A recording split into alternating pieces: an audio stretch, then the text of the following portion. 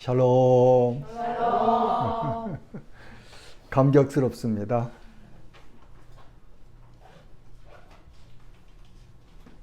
우리 서울새생명교회는 제가 한국에 와서 두 번째 개척한 교회죠. 첫 번째는 저 충청남도 아산에서 배방에서 개척을 했고 2011년 12월 달이었던 것 같죠. 그리고 여기 서울새생명교회는 2016년 12월에 그렇게 시작해서 25일 날 성탄 예배를 여기서 드렸고, 그리고 공식적으로는 2017년 신년 감사 예배를 여기서 드리기 시작했습니다. 지금도 저는 천안에 가면은 옛날 그 고향집에 온 그런 기분이 들어요. 그리고 여기 서울새생명교회 오면은 현재 내가 살고 있는 집에 온 것 같기도 하고, 여러분들 이렇게 뵈면은 어떤 분은 저기 단동에서부터 2년에서 교제했고, 어떤 분들은 저기 예양원에서부터 땀 흘려서 같이 일했고 만났고, 또 어떤 분들은 저 천안에서부터 개척할 때 서울에서부터 그 매주일 그렇게 배방까지 내려오셔서 함께 예배드리며 기뻐하고 함께 은혜로운 삶을 살았던 날이 기억되네요.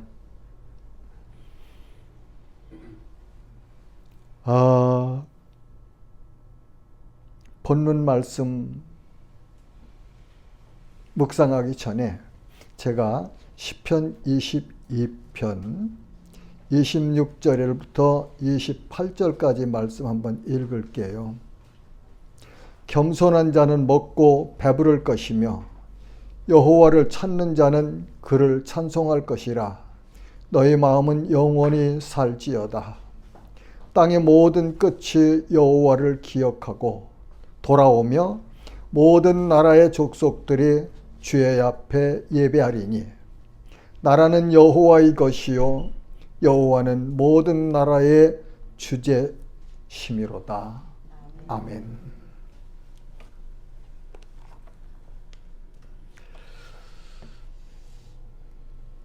우리가 오늘 상고하려고 하는 시편 23편은 다윗이 쓴 시로 밝히고 있습니다. 시편 150편 중에서 다윗이 쓴 시가 73편이데요. 시편 23편은 다윗의 신앙 고백이며 우리들의 신앙 고백이기도 합니다. 시편 23편은 다윗 왕이 인생 말년에 쓴 시라고 합니다. 시편 23편은 많은 성도들이 즐겨 읽고 암송하고 묵상하는 말씀이기도 합니다. 다윗은 이세 아들 8명 중에 막내로 베들레헴에서 태어났습니다. 다윗은 아버지의 양을 치던 목자였어요. 다윗은 이스라엘 2대 왕으로 40년간 이스라엘을 다스렸습니다. 다윗은 참으로 하나님을 기뻐하며 사랑했던 그런 사람이지요. 그는 일평생을 하나님의 마음에 합한 삶을 살았습니다. 단 한 번, 다윗의 생애에 단 한 번 엄청난 실수를 저지르기도 했습니다. 그는 자신의 충성된 장군인 우리아의 아내와 간음을 했습니다. 그리고 우리아의 아내인 밧세바가 임신한 사실을 알고 전쟁터에 나가 있는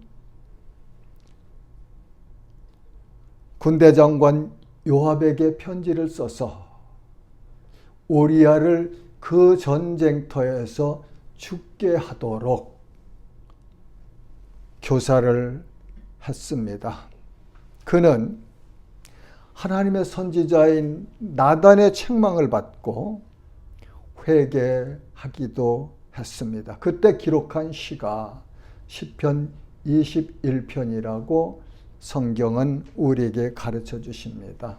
사도행전에는 내가 이새의 아들 다윗을 만나니 그는 내 마음에 맞는 사람이라 내 뜻을 다 이루리라 하시더니 하나님이 약속하신 대로 이 사람의 후손에서 이스라엘을 위하여 구주를 세우셨으니 곧 예수라.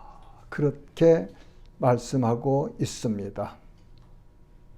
사랑하는 성도 여러분, 이 시대에 우리는 하나님이 기뻐하시는 사람, 하나님이 동행하시는 사람, 하나님 마음에 맞는 사람으로 살기를 도전합니다. 여호와가 자신의 목자가 되신 사람은 복이 있는 사람입니다. 본문 1절은 여호와는 나의 목자시니 내게 부족함이 없으리로다. 그렇게 말씀은 기록하였습니다. 이는 다윗 왕의 신앙 고백입니다. 여호와는 스스로 계시는 분이라는 의미지요. 다윗은 여기서 여호와와 자신의 관계를 고백하고 있습니다. 여호와는 나의 목자시니, 여호와는 나의 목자시니, 여호와는 여러분들의 목자시니, 여호와는 성도들의 목자시니. 이 말씀은 여호와가 다윗의 목자라면 다윗은 여호와의 양이다. 그런 의미를 함축하고 있지요. 묻고 싶습니다. 당신은 여호와의 양이십니까? 여호와의 양인 다윗처럼 이 시대를 살고 있는 사람들 중에서 여호와가 나의 목자라고 고백하고 부를 수 있는 자격을 부여받은 사람들은 엄청난 복을 받은 사람들입니다.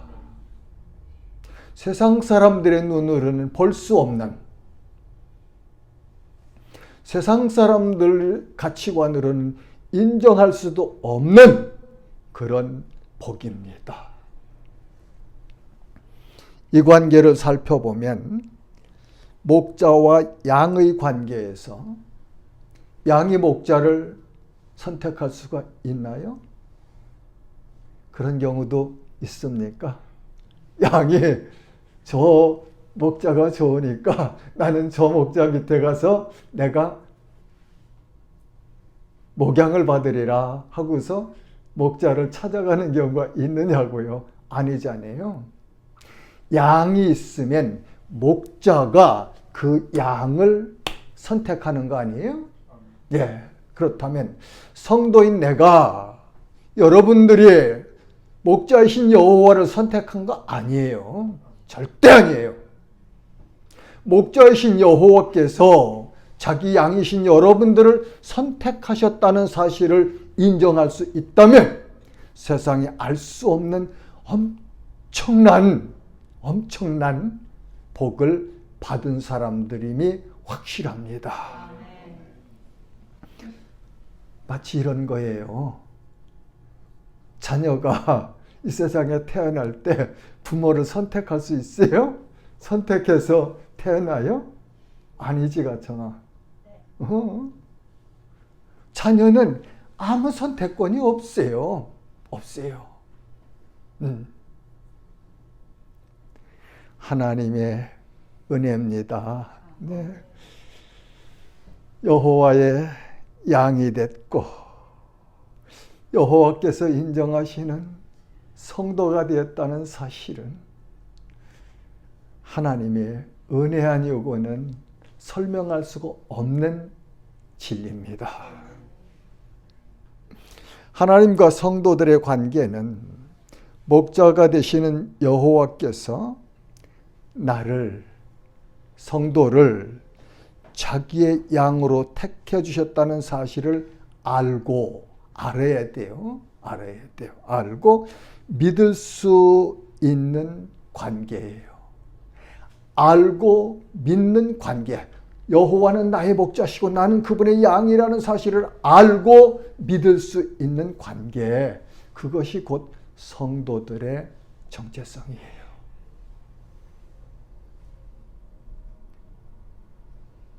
사랑하는 성도 여러분, 이 은혜를 확인하시며 기뻐하고 감사하는 성도들로 승리하시기를 바랍니다. 이 은혜를 깨닫고 붙잡고 사는 사람들은 데살로니가전서 5장 16절에서 18절의 말씀을 누리며 살 수 있습니다. 항상 기뻐하라. 쉬지 말고 기도하라.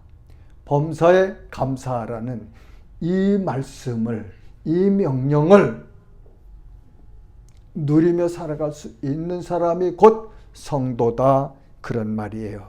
우리는 팬데믹으로 고통스러운 시대를 지내고 있습니다. 그러나 우리의 목자 되신 여호와를 분명하게 알고 그분이 행하신 일과 성도인 나에게, 우리에게 행하시고 있는 일, 이전에 행하신 것, 과거에 행하신 것, 나를 구원하실 때부터 행하셨던 그 일들과 그리고 지금 현재도 동행하시며 하시고 있는 일, 그리고 영원토록 나를 향해서 행하실 그 일을 알고 믿고 기억하고 살면 얼마든지 어려운 환경 가운데서도 찬양할 수 있습니다. 이 관계 확인이 우리 모두에게 주시는 복으로 임하기를 소망합니다. 여호와의 양이 된 사람에게는 부족함이 없습니다. 본문 2절은 그가 나를 푸른 풀밭에 누이시며 쉴 만한 물가로 인도하시는도다. 그가 나를 푸른 초장에 누이시며 쉴 만한 물가로 인도하시는도다. 전능하신 하나님이, 전지하신 하나님이 나의 목자가 되셔서 그분의 양인 나를 인도하실 때 늘 푸른 풀밭과 쉴 만한 물가로 인도하신다는 사실을 시편 기자는 고백하고 있네요. 그 고백이 곧 내 고백이며 여러분들의 고백일 때에 우리는 성도의 능력 있는 삶을 살아갈 수 있는 것입니다. 세상의 가치관은 보이는 것들의 많고 적음에다가 가치를 두지요. 그러나 하나님의 나라는 이 보이는 것만 가지고 판단하는 것은 아닙니다. 보이지 않는 하나님의 역사하심과 하나님의 은혜와 하나님의 그 능력 안에서 살아가는 성도들의 삶이 언제나 이 시편 23편 본문 2절 말씀처럼 푸른 풀밭과 쉴 만한 물가로 인도하심을 받으며 살아가는 것이 성도들의 삶의 현장입니다. 이 현장을 아시고 누리시기를 주님의 이름으로 축복합니다. 목자 되신 여호와는 성도들의 영혼을 소생시키십니다. 본문 3절은 내가 사망의 음침한 골짜기로 다닐지라도 해를 두려워하지 않을 것은 주께서 나와 함께 하심이라. 아니네요. 잘못됐네요. 제가 내 영혼을 소생시키시고 자기 이름을 위하여 의의 길로 인도하시는도다. 내 영혼을 소생시키시고 내 영혼을 살려주시고 내 영혼을 새롭게 해주시고 내 영혼을 독수리가 날개치며 창공을 나르듯이 하나님의 은혜 안에서 살아갈 수 있도록 해주시는 거죠. 성도들은 성령 충만을 누리며 살 수 있습니다. 이렇게 살아갈 때 주님께서 자기 이름을 위하여 의의 길로 인도하시는 삶을 살 수 있습니다. 내가 성도인데, 내가 예수 믿는 사람인데, 내가 목사인데 세상에 나가서 살아갈 때에 내 삶의 모습이 하나님의 의를 닮아갈 때, 하나님의 의를 나타날 때 하나님의 영광을 받으시죠. 네. 세상 사람들, 목사 달릅구나. 예수 믿는 사람 달릅구나. 그럴 때 하나님의 영광이 나타납니다.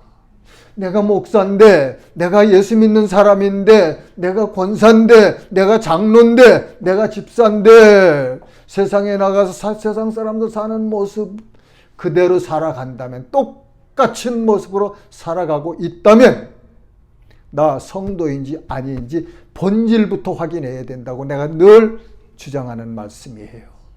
본질이 변하면 가치관이 변합니다. 본질이 변하면 삶의 현장 모습이 달라집니다. 오늘날 가짜들이 너무 많아요.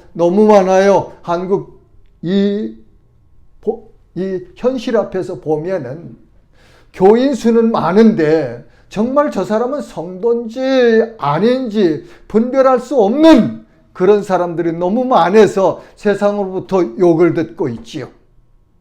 여러분들이 하나님의 말씀 따라서 정확하게 말씀 따라 살아보십시오.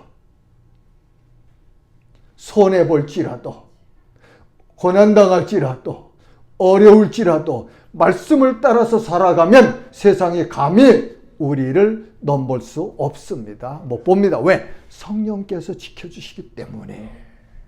그리고 우리가 의의 바른 삶을 살아갈 때에 세상을 변화시키는 능력이 되는 거예요. 세상은 어둡습니다. 어둠입니다. 하나님의 나라는, 하나님은 빛이세요. 빛이 어둠을 비칠 때에 어둠은 빛을 바라보면서 세상 살아갈 소망을 얻어가는 거 아니겠습니까? 우리가 하나님의 성도일진데, 여호와의 양일진데 양처럼 살자고요. 성도들처럼 살자고요. 잠시 살다 떠나가는 이 나그네 길에서 여기에다 모든 것 걸지 말고 우리의 목자이신 여호와의 말씀을 따라서 예수 그리스도를 본받아 가면서 우리 앞서 살아간 사도들과 믿음의 선배들의 아름다운 그 삶의 모습을 바라보면서 살아갑시다. 그럴 때 하나님 마음에 합한 사람이 되는 거예요. 다윗처럼 성경 구약을 읽어보세요. 열왕기 상하나 역대 상하를 보면은 남유다를 기준할 때는 다윗 왕이 기준이 됩니다. 그러나 북이스라엘을 평가할 때는 기준이 누가 되는지 아세요? 여로보암이에요. 여로보암은 북이스라엘을 세운 사람이고 다윗은 남유다의 2대 왕이었지만 다윗은 평생 동안 자기 믿음을 지키며 살았기 때문에 하나님 마음에 합한 사람이었고, 여로보암은 북이스라엘을 세운 첫 왕이었는데 그는 하나님 말씀 따라 살지를 안 했어요. 그래서 타락한 이스라엘을 평가할 때는 여로보암처럼 그렇게 잘못했더라. 그렇게 성경은 여러 곳에서 누누이 말씀하고 있습니다. 사랑하는 성도 여러분, 하나님의 능력은, 하나님의 역사는 수가 많은 데서 나타나는 거 아니에요. 단 한 사람일지라도 여호와의 마음에 합당한 사람, 여호와의 말씀에 순종하는 사람을 통해서 역사하십니다. 기독교 역사 그랬잖아요. 한국교회 초대교회 역사 그랬잖아요. 오늘 세계를 돌아봐도 하나님의 마음에 합한 사람 한 사람을 통해서 하나님이 역사하시잖아요. 네.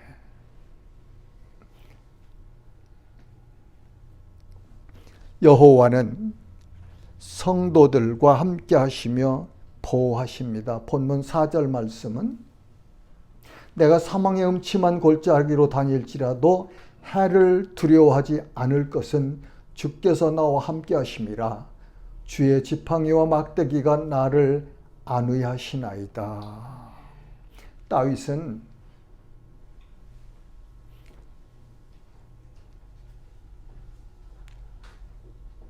이 사망의 음침한 골짜기를 많이 경험한 사람입니다. 그는 수많은 전쟁터를 달렸고 그는 자기의 장인인 사울 왕의 추격을 받으면서 때로는 자기 자신을 죽은 벼룩 같다고 그렇게 비유하면서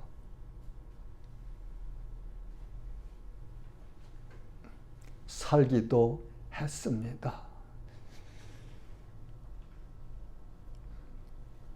그런데 놀랍게도 사무엘서에 가보면, 사무엘서 8장에 가보면 두 번이나 이런 말씀을 기록해 주고 계세요. 다윗이 어디로 가든지 여호와께서 이기게 하시니라. 다윗이 어디로 가든지 여호와께서 이기게 하시니라 하셨더라. 두 번 그렇게 말씀을 기록하여 우리에게 가르쳐주고 계세요. 한번 묵상해 보십시오. 아무개가 어디로 가든지 여호와께서 이기게 하셨더라.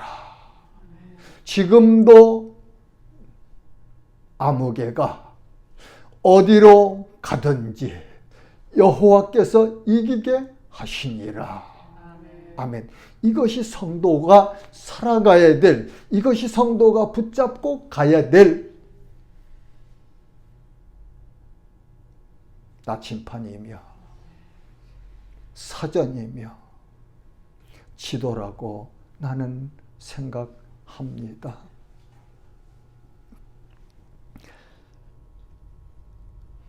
하나님은 이 시대에는 성령께서 성도들과 함께 하십니다. 우리의 육의 눈으로는 볼 수가 없습니다. 믿음이 없을 때는 이 사실을 믿을 수가 없습니다. 믿음이 약할 때는 이 사실을 확인하기를 원합니다. 그러나 믿음이 성장하고 성숙해지면 하나님의 영이신 성령께서 나와 함께 하신다는 이 사실을 사건에서 인지하며 살아가며 기뻐하고 감사하십니다. 사랑하는 성도 여러분, 고난이 있습니까? 사망의 음침한 골짜기 같은 고난이 나를 엄습해오고 있습니까? 저 십자가에 못 박히신 예수 그리스도 우리의 주님을 바라보십시오. 그 주님이 주시는 은혜가, 그 주님이 주시는 능력이 나를 이 사망의 음침한 골짜기에서 보호하시며 넉넉히 승리의 찬송을 부르며 통과할 수 있다고 저는 성경 말씀을 연구하며 믿고 살아가고 선포합니다. 전능하신 하나님께서 자기의 양들을 지키십니다. 반드시 지키십니다. 성도들은 쉼 없이 영적 전쟁을 하고 있습니다. 어둠의 권세자가 사단이 두려움을 주려고 갖은 괴계를 다해서 우리를 공략합니다. 때로는 우리 욕심을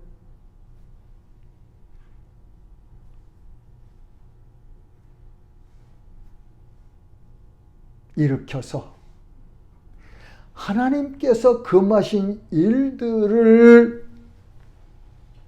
좋아 보이도록 넘어뜨리려고 낚시바늘을 우리 앞에 갖다 놓기도 합니다. 그러나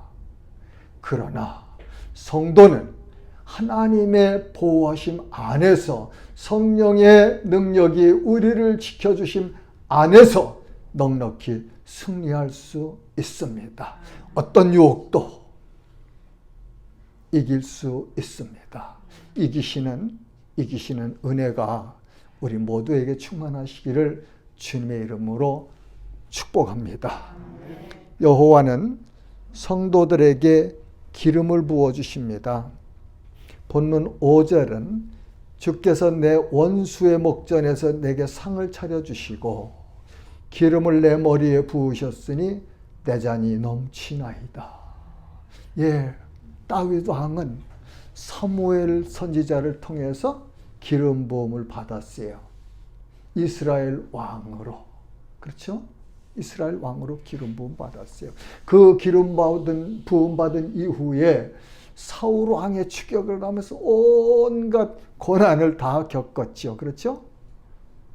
왜 그랬을까요?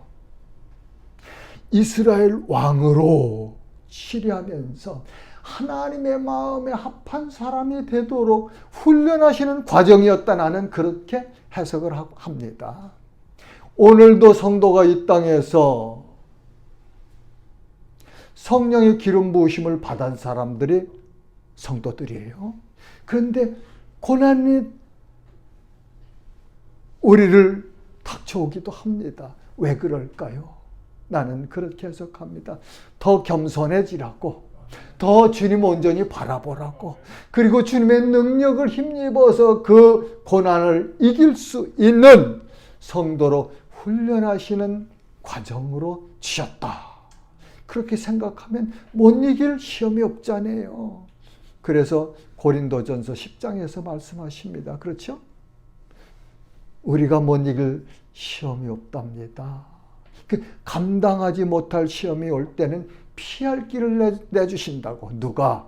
여호와이신 우리의 목자께서, 우리 아버지께서, 성령께서 동행하시며 우리를 그렇게 지켜주신다, 인도하신다, 그런 말씀입니다.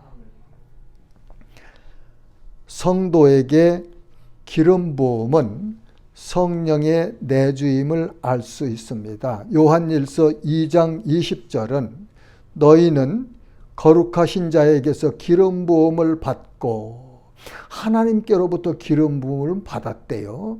모든 것을 아느니라. 27절은 너희는 주께 받은 바 기름 부음이 너희 안에 거하나니, 이 기름 부음이 곧 성령이라 저는 그렇게 해석을 합니다. 너희 안에 거하나니 아무도 너희를 가르칠 필요가 없고 오직 그의 기름 부음이 모든 것을 너에게 가르치며 또 참되고 거짓이 없으니 너희를 가르친 그대로 주 안에서 거하라. 성령이 내주하셔서 예수 그리스도를 주님으로 믿을 때 성령이 내 안에 들어오셔서 영원히 떠나지 아니하시고 내주하시고 예수 그리스도의 복음을 알게 하시고 믿게 하시고 깨닫게 하시고 누리게 하시는 역사를 성령께서 하고 계시다. 그것을 요한 사도는 요한 1서에서 기름 부음이시다. 그렇게 말씀을 하고 있습니다. 하나님의 성도는 하나님의 성령이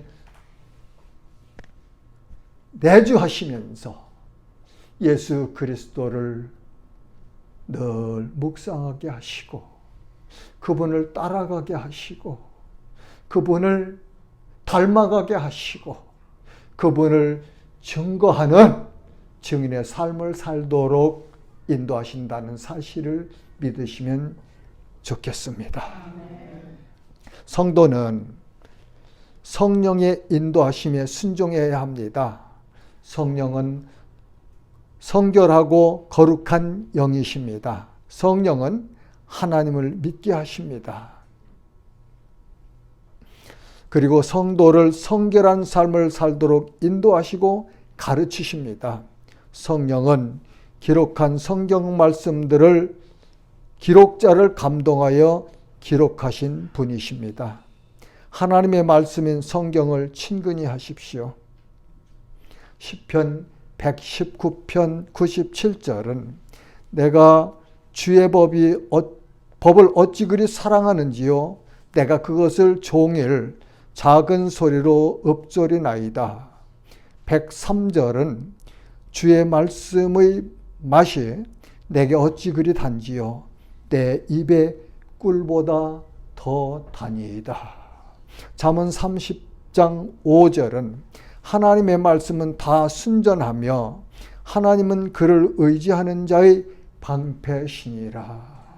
성도는요 하나님의 말씀을 믿고 하나님의 말씀을 묵상하고 하나님의 말씀을 순종하는 것이 성도의 올바른 삶의 자세예요.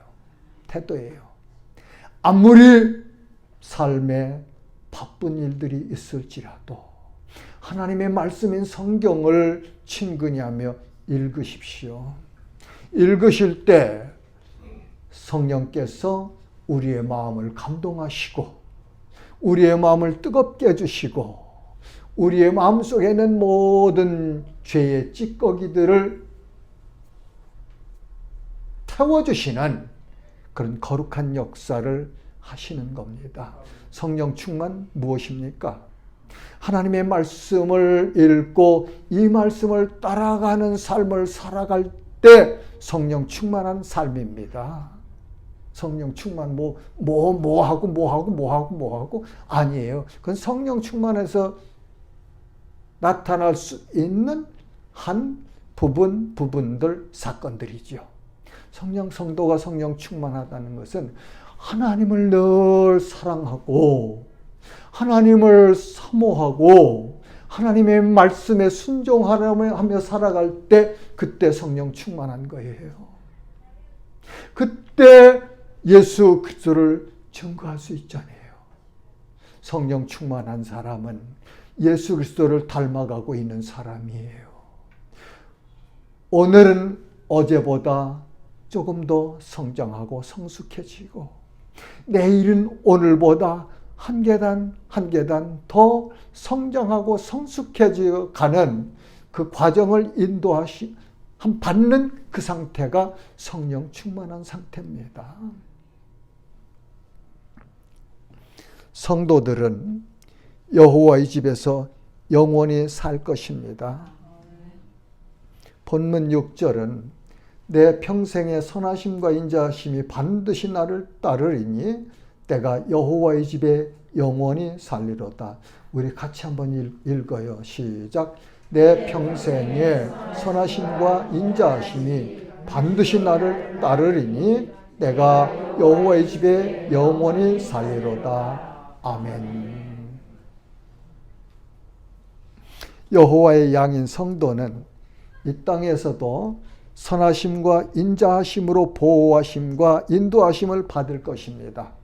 로마서 8장 28절은 우리가 알거니와 하나님을 사랑하는 자 곧 그 뜻대로 부르심을 입은 자들에게는 모든 것이 합력하여 선을 이루느니라. 아멘. 예수님은 자신을 선한 목자라고 말씀하십니다. 요한복음 10장 14절은 나는 선한 목자라. 나는 내 양을 알고 양도 나를 아는 것이. 27절에서 30절까지는 내 양은 내 음성을 들으며 나는 그들을 알며 그들은 나를 따르느니라.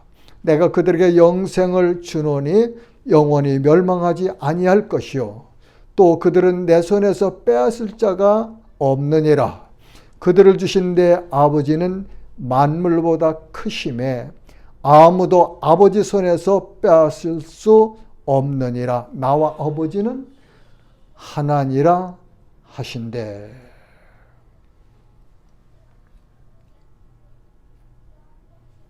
예수님은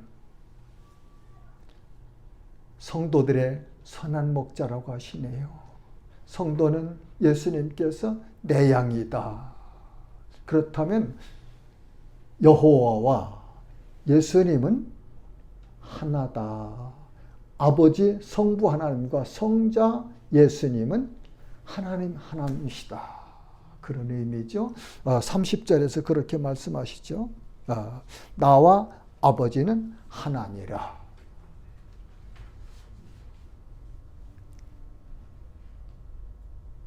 자, 이제 말씀을 정리해야 되는데 이 본문 말씀을 이제 이렇게 쭉 상고했는데